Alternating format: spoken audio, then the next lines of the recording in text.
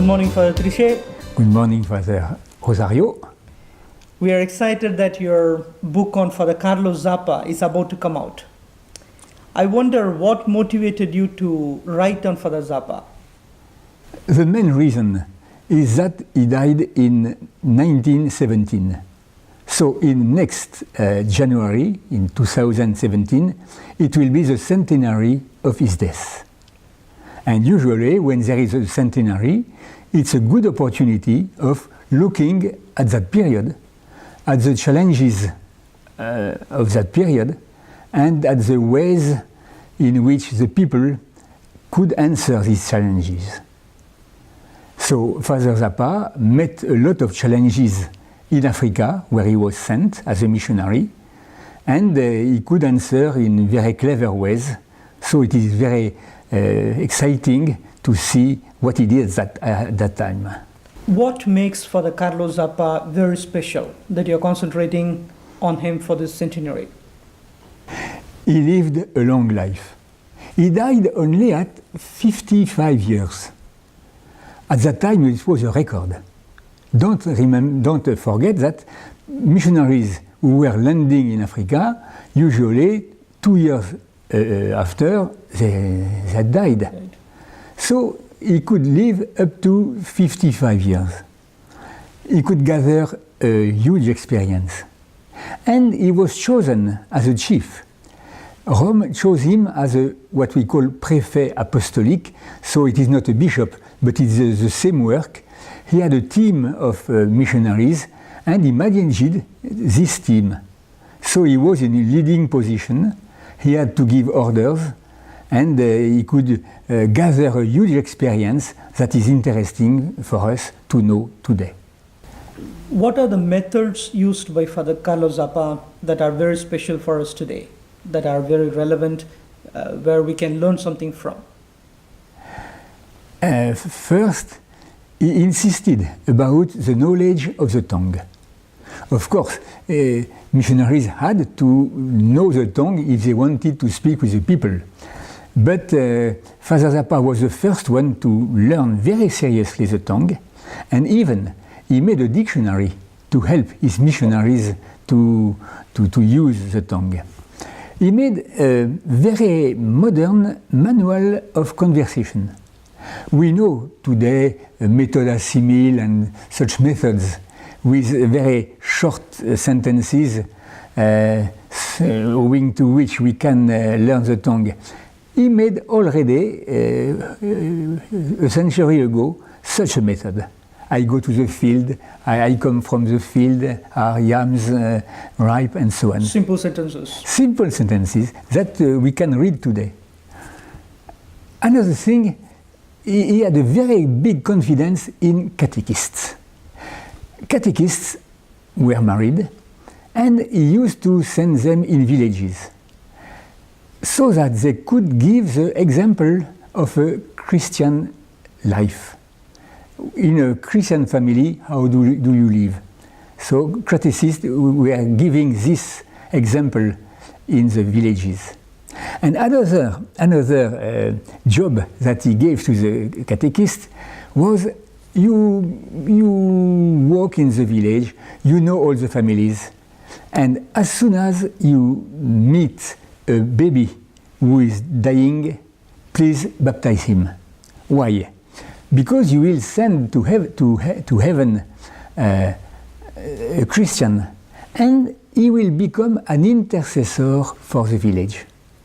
So he said it is very important you to baptize as many dying children as you can, because owing to these prayers, God will send graces to that village, and I am sure that we shall see conversions that cannot be explained out of these special graces.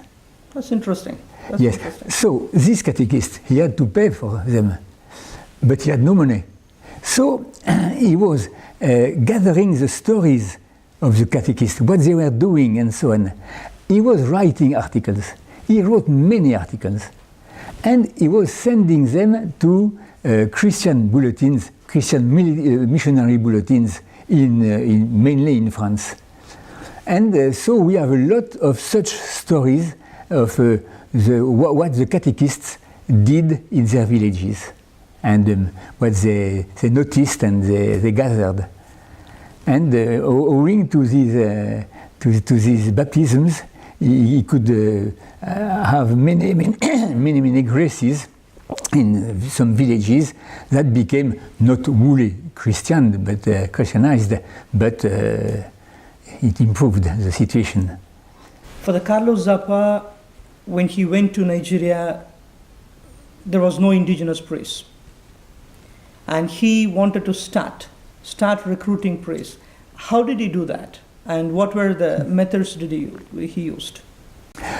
Yes, there were no priests at that time.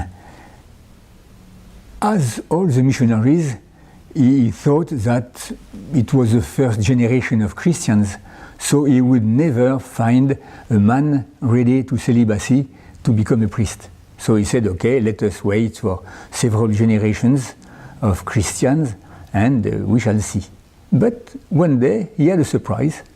A man called Paul Emecete came and said, no, I am ready to celibacy. I want to be a priest, I am ready.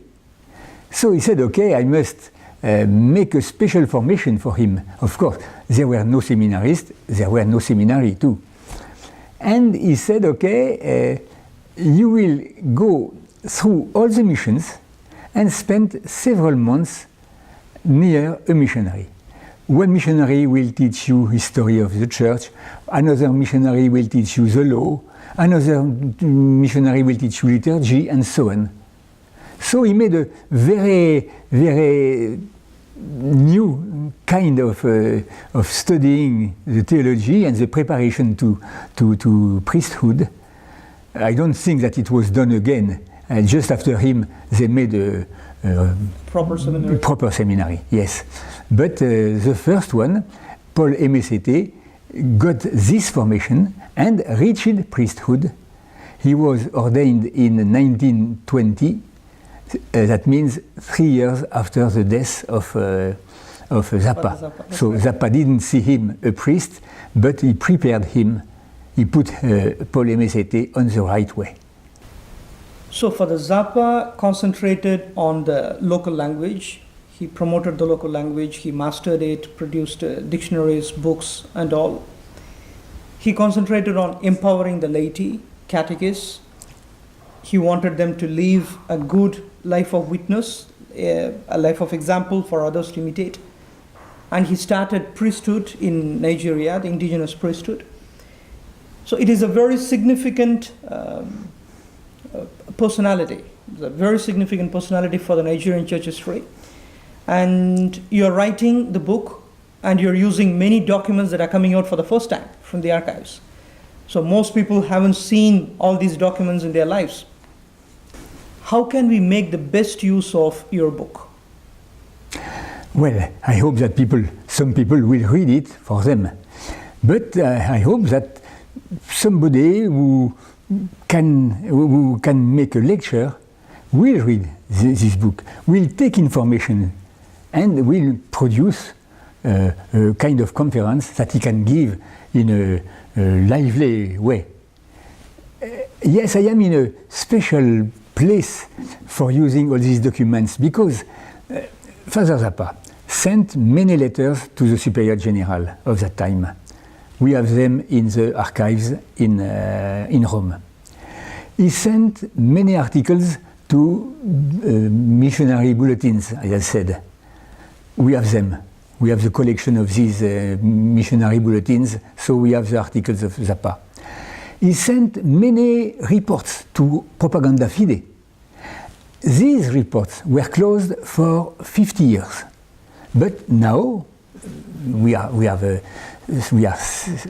years after his death, so they are available. And I could go to Propaganda Fide and I could work on these documents. So I had plenty of documents.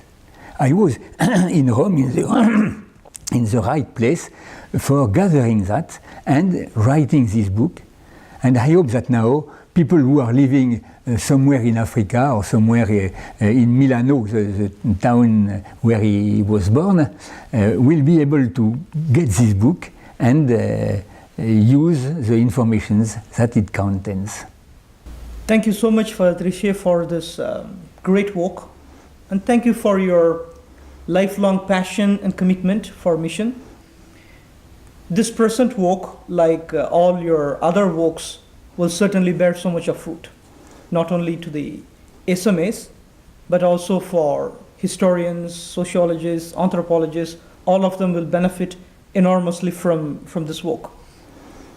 African history in general will remain indebted to you for your commitment and contribution over all these years. Thank you so much. Thank you, you're welcome.